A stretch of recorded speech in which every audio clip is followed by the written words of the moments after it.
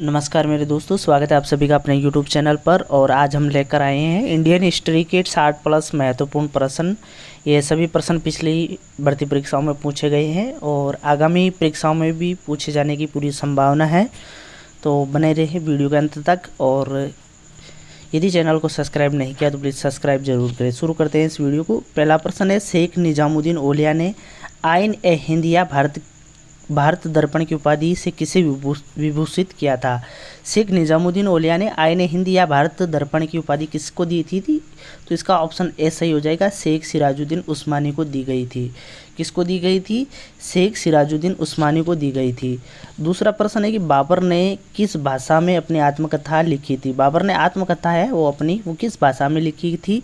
तो इसका right answer option number C हो जाएगा, तुर्की भाषा में लिखी थी बाबर ने अपनी आत्मकथा। किस भाषा में? तुर्की भाषा में। तीसरा प्रश्न है कि जहांगीर के शासनकाल में प्रसिद्ध चित्तौड़ की संधि पर हस्ताक्षर कब हुए थे? देखिए, जहांगीर के शासनकाल के दौरान चित्तौड़ की संधि हुई थी, तो उस पर हस्ताक्षर कब हुए थे? तो इसका right answer option number C हो जाएगा, 1615 ईस्वी में हुई थी। कब हुई थी? 1615 ईस्वी में। चौथा प्रश्न है कि सती प्रथा का पहला अभिलेख साक्ष्य निम्नलिखित में से किस अभिलेख में मिलता है? सती प्रथा का पहला अभिलेख जो साक्ष्य है वो भानुगुप्त के एरण स्तंभ लेख में मिलता है, तो ऑप्शन ए इसका सही हो जाएगा। पांचवा प्रश्न है, मिलान से संबंधित है। देखिए, अस्मक की राजधानी पोटन है, चेदी की सुक्तिमती है, दक्षिण पंचाल की काम्पिल्य है, सुरसेन की मथुरा है। तो आप सुरसेन की राजधानी याद रख लेना, ये बाकी इतनी इम्पोर्टेंट नहीं है। तो ये प्रश्न भी वैसे अगर आप सभी याद रखें तो भी बहुत अच्छा है। बढ़ते अगले प्रश्न की तरफ। अगला प्रश्न है कि औरंगजेब की मृत्यु के समय मराठा नेतृत्व किसके हाथों में था? छठा प्रश्न है ये, औरंगजेब की मृत्यु के समय मराठा नेतृत्व है वो ऑप्शन डी इसका सही है, ताराबाई के हाथों में था। जब औरंगजेब की मृत्यु हुई थी तो उस समय मित्रों मराठा का जो नेतृत्व है वो ताराबाई के हाथों में था।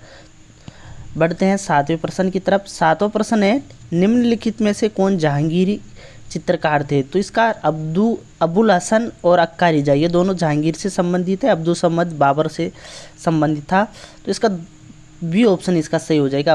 अबुल हसन और अक्का रजा दोनों जहांगीर चित्रकार थे। आठवां प्रश्न है, पानीपत का प्रथम युद्ध है वो किन किन के मध्य हुआ था? तो पानीपत का प्रथम जो युद्ध है बाबर और इब्राहिम लोधी के मध्य हुआ था। ऑप्शन ए इसका सही हो जाएगा। कौन सा ऑप्शन? ऑप्शन ए इसका सही हो जाएगा। पानीपत का प्रथम युद्ध है वो बाबर एवं इब्राहिम लोधी के मध्य हुआ था। देखिए, मैं जल्दी से ये 60 प्रश्न कवर करने वाला हूँ ताकि कम समय में आपको 60 प्रश्न तैयार हो जाएगी। अगला प्रश्न है, निम्नलिखित में से किसे हिंदी खड़ी बोली का जनक माना जाता है? तो इसका ऑप्शन नंबर ए सही हो जाएगा। आठवीं का अमीर खुसरो को हिंदी खड़ी बोली का जनक माना जाता है। दसवां प्रश्न है। अब 10वां प्रश्न है, निम्नलिखित में से किसे प्रमुख रूप से विधवा पुनर्विवाह के लिए संघर्ष किया और उससे कानूनी रूप से वैध बनाने में सफलता प्राप्त की थी? तो 10वीं का बी ऑप्शन सही हो जाएगा। ईश्वरचंद्र विद्यासागर ने विधवा पुनर्विवाह के लिए संघर्ष किया था और उसे कानूनी रूप से वैध बनाने में सफलता हासिल की थी। बढ़ते अगले प्रश्न की तरफ। 11वां प्रश्न है, भारत छोड़ो आंदोलन के संदर्भ में महात्मा गांधी को कहाँ बंदी बनाया गया था? तो महात्मा गांधी को बंदी है वो बम्बई में बनाया गया था। ऑप्शन ए इसका सही हो जाएगा। 11वीं का ऑप्शन ए सही है। ठीक है, बढ़ते 12वें प्रश्न की तरफ। 12वां प्रश्न है, भारत का प्रथम आधुनिक पुरुष किसे माना जाता है? तो 12वीं का राजा राममोहन राय, ऑप्शन सी सही हो जाएगा। राजा राममोहन राय को भारत का प्रथम आधुनिक पुरुष माना जाता है। बढ़ते अगले प्रश्न की तरफ। अगला प्रश्न है, कांग्रेस की प्रथम महिला अध्यक्षा है वो कौन थी? कांग्रेस की प्रथम महिला अध्यक्षा कौन थी? तो इसका ऑप्शन नंबर सी सही हो जाएगा। एनी बेसेंट थी कांग्रेस की प्रथम महिला अध्यक्षा। और पढ़ते हैं 14वें प्रश्न की तरफ। तो 14वां प्रश्न है, महाराणा सांगा ने इब्राहिम लोधी को किस युद्ध में परास्त किया था? 14वें प्रश्न, महाराणा सांगा ने इब्राहिम लोधी को किस युद्ध में परास्त किया था? तो इसका ऑप्शन ए सही हो जाएगा, खतौली के युद्ध में परास्त किया था। बढ़ते अगले प्रश्न की तरफ। 15वां प्रश्न है, निम्नलिखित में से कौन सा एक हड़प्पा का बंदरगाह है? तो ऑप्शन बी इसका सही है। लोथल हड़प्पा का एक बंदरगाह है इनमें से। राइट आंसर ऑप्शन बी हो जाएगा। ठीक है, 16वें प्रश्न है, गुप्त सम्राट जिसने हुणों को पराजित किया था? तो इसका ऑप्शन सी सही हो जाएगा। स्कंद गुप्त ने हुणों को पराजित किया था और स्कंद गुप्त सम्राट था। बढ़ते हैं अगले प्रश्न की तरफ। 17वां प्रश्न है, कि कल्हण की पुस्तक का नाम क्या था? तो कल्हण ने लिखी थी राजतरंगिणी, ऑप्शन डी इसका सही हो जाएगा। कल्हण ने कौन सी पुस्तक लिखी थी? राजतरंगिणी लिखी थी। 18वां प्रश्न है, किस अभिलेख में रुद्रदामन पत्र प्रथम की विभिन्न उपलब्धियां वर्णित है? रुद्रदामन प्रथम की विभिन्न उपलब्धियां वो जूनागढ़ अभिलेख में है, तो ऑप्शन ए इसका सही हो जाएगा। जूनागढ़ अभिलेख में रुद्रदामन प्रथम की विभिन्न उपलब्धियां वर्णित है। 19वां प्रश्न है, गुलाम वंश का प्रथम शासक कौन था? तो इसका ऑप्शन ए सही हो जाएगा। कुतुबुद्दीन ऐबक गुलाम वंश का प्रथम शासक था। और 20वां प्रश्न है कि अलाउद्दीन खिलजी के आक्रमण के समय देवगिरी का शासक है वो कौन था? जब अलाउद्दीन खिलजी का आक्रमण हुआ था तो उसमें देवगिरी का शासक है वो रामचंद्र देव था। ऑप्शन बी इसका सही है। इंपॉर्टेंट प्रश्न है, 2-3 बार पूछा गया प्रश्न है, तो इसको विशेष तौर से आप ध्यान रखें। 21वां प्रश्न है, किस मुस्लिम शासक ने तीर्थ यात्रा कर समाप्त किया था? तो ऑप्शन डी इसका सही है। अकबर ने तीर्थ यात्रा कर समाप्त किया था। 22वां प्रश्न है कि फिरोज शाह तुगलक द्वारा स्थापित दार उल सफा है वो क्या है? तो इसका 22वें का ऑप्शन बी सही हो जाएगा। ये एक खैराती अस्पताल था, यानी फिरोज शाह तुगलक ने खैराती अस्पताल स्थापित किया था जिसको दार उल सफा कहा जाता है। 23वां प्रश्न है, स्थायी बंदोबस्त किसके साथ किया गया था? स्थायी बंदोबस्त है वो किसके साथ किया गया था? तो 23वें का ए सही है, जमींदारों के साथ किया गया था। 23वें का ए सही है। स्थायी बंदोबस्त किसके साथ किया गया था? तो जमींदारों के साथ किया गया था। 24वां प्रश्न है, प्रार्थना समाज के संस्थापक कौन थे? तो इसका ऑप्शन ए सही है, आत्माराम पांडुरंग थे। ये भी इंपॉर्टेंट सवाल है, बार बार पूछा जा रहा है, तो इसका भी आप विशेष तौर से ध्यान रखें। प्रार्थना समाज के संस्थापक कौन थे? आत्माराम पांडुरंग थे। अगला प्रश्न है कि स्वराज्य दल की स्थापना किसने की थी? स्वराज्य दल की स्थापना मित्रों चित्तरंजन दास और मोतीलाल नेहरू ने की थी। किसने की थी? चित्तरंजन दास और मोतीलाल नेहरू ने स्वराज्य दल की स्थापना की थी। तो इस प्रश्न का right answer option number D हो जाएगा। अगला प्रश्न है 26वां प्रश्न है कि भारतीय पुनर्जागरण आंदोलन के पिता कौन थे? तो ऑप्शन डी राजा राममोहन राय थे। भारतीय पुनर्जागरण आंदोलन के पिता कौन थे? राजा राममोहन राय। तो ऑप्शन डी इसका सही है। बढ़ते हैं अगले प्रश्न की तरफ। अगला प्रश्न है 27वां प्रश्न की निम्नलिखित में से कौन सी पुस्तक तिलक ने लिखी थी? तो इसका ऑप्शन बी सही है, गीता रहस्य है। उस पुस्तक के लेखक कौन है? तिलक है। गीता रहस्य पुस्तक के लेखक कौन है? तिलक है। उसके बाद में 28वां प्रश्न है कि तृतीय बौद्ध सभा किस स्थान पर बुलाई गई थी? तृतीय बौद्ध सभा किस स्थान पर बुलाई गई थी? तो इसका ऑप्शन नंबर डी सही हो जाएगा, पाटलिपुत्र में बुलाई गई थी। तृतीय बौद्ध सभा किस स्थान पर बुलाई गई थी? पाटलिपुत्र में बुलाई गई थी।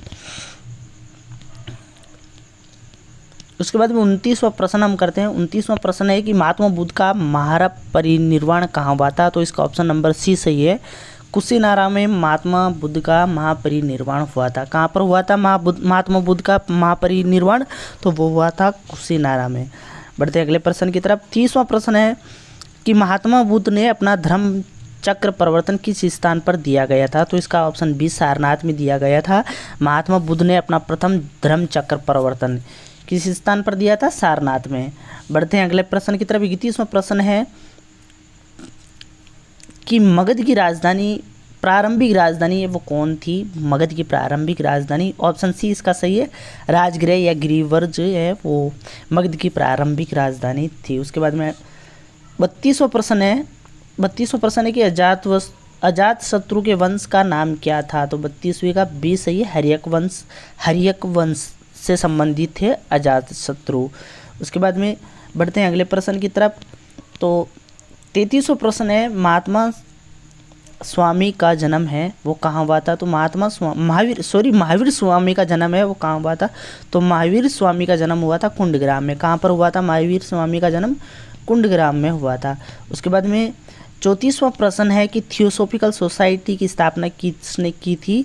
तो मैडम एसपी व्लादिवोस्टोक और आलकोट ने इसकी थियोसॉफिकल सोसाइटी की स्थापना की थी। तो इसका ऑप्शन नंबर ए सही हो जाएगा। बढ़ते अगले प्रश्न की तरफ।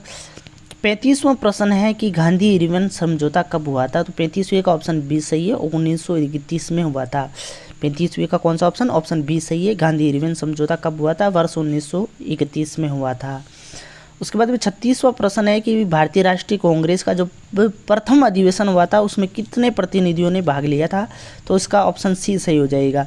जब भारतीय राष्ट्रीय कांग्रेस के प्रथम अधिवेशन हुआ था तो उस समय 72 प्रतिनिधियों ने भाग लिया था। कितने प्रतिनिधियों ने भाग लिया था, तो 72 प्रतिनिधियों ने भाग लिया था। 37वां प्रश्न है नेशनल काउंसिल ऑफ एजुकेशन की स्थापना कब हुई थी, तो 37वें का डी सही हो जाएगा। 15 अगस्त 1906 को नेशनल काउंसिल ऑफ एजुकेशन की स्थापना हुई थी। कब हुई थी, 15 अगस्त 1906 को। बढ़ते अगले प्रश्न की तरफ। अगला प्रश्न है करो या मरो का संबंध किस आंदोलन से है। करो या मरो का संबंध है वो किस आंदोलन से है, तो 38वें का डी सही है, भारत छोड़ो आंदोलन से संबंधित है। करो या मरो का नारा किससे संबंधित है, तो भारत छोड़ो आंदोलन से संबंधित है। 39वां प्रश्न है स्वतंत्र भारत के पहले भारतीय गवर्नर जनरल कौन थे, तो इसका ऑप्शन ए सही है, सिराज गोपालाचारी थे। स्वतंत्र भारत के पहले भारतीय गवर्नर जनरल कौन थे, सिराज गोपालाचारी थे। बढ़ते अगले प्रश्न की तरफ। अगला प्रश्न है 40वां प्रश्न की अभिनव भारत कौन से संबंधित है। अभिनव भारत से संबंधित कौन है, तो वी डी सावरकर अभिनव भारत से संबंधित है। ऑप्शन ए इसका सही हो जाएगा। उसके बाद में 41वां प्रश्न है कि असहयोग आंदोलन शुरू किया गया था। कब हुआ था असहयोग आंदोलन, तो इसका ऑप्शन बी सही है, 1920 में शुरू हुआ था असहयोग आंदोलन। कब शुरू हुआ था, 1920 में हुआ था। उसके बाद में 42वां प्रश्न है कि मांटेग्यू चैम्सफोर्ड की रिपोर्ट, मांटेग्यू चैम्सफोर्ड की रिपोर्ट है वो भारत शासन अधिनियम 1919 का आधार बनी थी। किसका आधार बनी थी मांटेग्यू चैम्सफोर्ड रिपोर्ट, तो वो भारत शासन अधिनियम 1919 का आधार बनी थी। उसके बाद में बढ़ते हैं अगले प्रश्न की तरफ। 43वां प्रश्न है कि शेर पंजाब के नाम से इनमें से कौन प्रसिद्ध थे, तो शेर पंजाब के नाम से लाला लाजपत राय प्रसिद्ध थे। ऑप्शन सी इसका सही हो जाएगा। बढ़ते अगले प्रश्न की तरफ। अगला प्रश्न है कि निम्नलिखित में से कौन सा गोलमेज सम्मेलन 1932 में हुआ था, तो 1932 में तीसरा गोलमेज सम्मेलन हुआ था। 45वां प्रश्न है कि स्वराज्य मेरा जन्म सिद्ध अधिकार है, मैं इसे पाकर रहूंगा, यह नारा किसने दिया था, तो ये बाल गंगाधर तिलक ने दिया था। बाल गंगाधर तिलक ने कहा कि स्वराज्य मेरा जन्म सिद्ध अधिकार है, मैं इसे पाकर रहूंगा। बढ़ते अगले प्रश्न की तरफ। 46वां प्रश्न है कि सांची का स्तूप का निर्माण किसने किया था, तो सांची के स्तूप का निर्माण है वो अशोक ने करवाया था। किसने करवाया था, अशोक ने करवाया था। उसके बाद में 47वां प्रश्न है कि अजंता की गुफाएं निम्नलिखित में से किससे संबंधित है, तो 47वें का सी इसका सही है, जातक कथाओं से संबंधित है अजंता की गुफाएं। उसके बाद में 48वां प्रश्न है कि कर्ण द्वारा रचित राजतरंगिणी निम्नलिखित में से किससे संबंधित है, तो ऑप्शन सी इसका सही हो जाएगा, कश्मीर के इतिहास से संबंधित है। कर्ण द्वारा रचित राजतरंगिणी है वो कश्मीर के इतिहास से संबंधित है। बढ़ते अगले प्रश्न की तरफ। 49वां प्रश्न है कि त्रिपिटक निम्नलिखित में से किससे संबंधित है, तो त्रिपिटक है वो बौद्धों से संबंधित है, तो 49वें का है वो बी ऑप्शन सही हो जाएगा। उसके बाद में 50वां प्रश्न है कि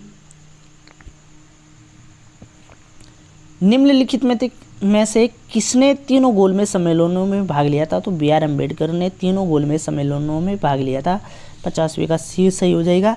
51वां प्रश्न है कि क्रांतिकारियों के संगठन अभिनव भारत को संगठित किया था। किसने क्रांतिकारियों का संगठन अभिनव भारत को संगठित किया था, तो ऑप्शन सी इसका सही है, वी डी सावरकर ने इसे संगठित किया था। 52वां प्रश्न है कि अमीर खुसरो निम्नलिखित में से किसके शासनकाल से संबंधित थे, तो 52वें का एस सही है, अलाउद्दीन खिलजी से संबंधित थे। अमीर खुसरो किसके शासनकाल से संबंधित थे, अलाउद्दीन खिलजी के शासनकाल से संबंधित थे। उसके बाद में 53वां प्रश्न है कि मोहनजोदड़ो निम्नलिखित में से कहाँ पर स्थित है, तो इसका सी ऑप्शन सही हो जाएगा, पाकिस्तान के सिंध प्रांत में मोहनजोदड़ो स्थित है। मोहनजोदड़ो कहाँ स्थित है, तो पाकिस्तान के सिंध प्रांत में स्थित है। उसके बाद में 54वां प्रश्न है कि निम्नलिखित में से कौन सा रथ मंदिर सबसे छोटा है, तो इसका ऑप्शन ए सही है, द्रौपदी रथ मंदिर है वो सबसे छोटा है। उसके बाद में 55वां प्रश्न है कि चित्तौड़गढ़ के कीर्ति स्तंभ का निर्माण किसने करवाया था, तो चित्तौड़ के कीर्ति स्तंभ का निर्माण राणा कुंभा ने करवाया था। 56वां प्रश्न है किस मुगल बादशाह के विरुद्ध जौनपुर से फतवा जारी हुआ था, तो 56वें का बी सही है, अकबर के विरुद्ध जौनपुर से फतवा जारी हुआ था। 56वें का बी सही है। 57वां प्रश्न है लॉर्ड कॉर्नवालिस की कब्र कहाँ स्थित है, लॉर्ड कॉर्नवालिस की कब्र, तो 57वें का ए सही है, गाजीपुर में स्थित है लॉर्ड कॉर्नवालिस की कब्र। और उसके बाद में 58वां प्रश्न है कि किसके शासनकाल में भारत में अंग्रेजी शिक्षा आरंभ की गई थी। तो 58वें का ऐसे ही लॉर्ड विलियम कैवेंडिश बेंटिंग के शासनकाल में भारत में अंग्रेजी शिक्षा आरंभ हुई थी। उसके बाद में 59वां प्रश्न है कि किस गवर्नर जनरल ने दास प्रथा को समाप्त किया था। तो 59वें का बी सही है, लॉर्ड एलन बेरू ने भारत में दास प्रथा को समाप्त किया था। किसने किया था भारत में दास प्रथा को समाप्त? तो लॉर्ड एलन बेरू ने किया था। उसके बाद में 60वां प्रश्न है कि साइक संधि को किसके काल में क्रियान्वित किया गया था। तो साइक संधि को लॉर्ड वेलेंजली के काल में क्रियान्वित किया गया था। किसके काल में साइक संधि को क्रियान्वित किया गया था? तो लॉर्ड वेलेंजली के काल में। उसके बाद में 61वां प्रश्न है कि बंगाल का विभाजन करने वाला गवर्नर जनरल कौन था। तो इसका ऑप्शन ए सही है, लॉर्ड कर्जन था बंगाल का विभाजन करने वाला गवर्नर जनरल। और 62वां प्रश्न है निम्नलिखित में से किसने विलय की नीति नियोजित एवं क्रियान्वित की थी। तो 62वें का सी ऑप्शन सही है, लॉर्ड डलहौजी ने विलय की नीति नियोजित एवं क्रियान्वित की थी। बढ़ते 63वें प्रश्न की तरफ। 63वां प्रश्न है कि निम्नलिखित में से कौन अवध का ब्रिटिश रेजिडेंट था जब अवध का ब्रिटिश साम्राज्य में विलय हुआ था। तो 63वें का ऑप्शन नंबर ए सही है, जेम्स आउटरम था जब अवध का ब्रिटिश रेजिडेंट है वो जेम्स आउटरम था जब अवध का ब्रिटिश राज्य में विलय हुआ था। 64वां प्रश्न है कि भारतीय राष्ट्रीय कांग्रेस की स्थापना के समय भारत का वायसराय कौन था। तो लॉर्ड डफरिन था। जब भारत में राष्ट्रीय कांग्रेस की स्थापना हुई थी उस समय भारत का वायसराय लॉर्ड डफरिन था। इम्पोर्टेंट प्रश्न है, विशेष तौर से आप इसका ध्यान रखें। उसके बाद में 65वां प्रश्न है कि चोरा चोरी की घटना के समय महात्मा गांधी कहाँ थे। तो इस समय महात्मा गांधी कलकत्ता में थे। तो 65वें का बी सही है, चोरा चोरी घटना के समय महात्मा गांधी कहाँ पर थे। तो कलकत्ता में थे। 66वां प्रश्न है निम्नलिखित में से कौन सुमेलित नहीं है। तो देखिए 66वें में राजा राममोहन राय ने ब्रह्म समाज की बिल्कुल सही है। आर्य समाज की स्थापना स्वामी दयानंद सरस्वती ने बिल्कुल सही है। स्वामी विवेकानंद ने रामकृष्ण मिशन की स्थापना की गई थी। महादेव गोविंद रानाडे थियोसॉफिकल सोसाइटी बिल्कुल गलत है। तो इसका ऑप्शन नंबर डी हो जाएगा सही। और आज का आखिरी प्रश्न है कि हरिजन सेवा संघ के संस्थापक अध्यक्ष कौन थे। हरिजन सेवा संघ के संस्थापक अध्यक्ष है वो जीडी बिड़ला थे। तो इसका ऑप्शन ए सही हो जाएगा। उम्मीद करूंगा कि आप सभी को वीडियो पसंद आया होगा और सभी प्रश्न महत्वपूर्ण रहे होंगे। वीडियो को अभी तक लाइक नहीं किया तो प्लीज़ लाइक करें, चैनल को सब्सक्राइब नहीं किया तो सब्सक्राइब जरूर करें और बेल आइकन को भी दबा दें ताकि नई वीडियो के नोटिफिकेशन आपको मिलते रहे। धन्यवाद। जय हिंद, जय भारत।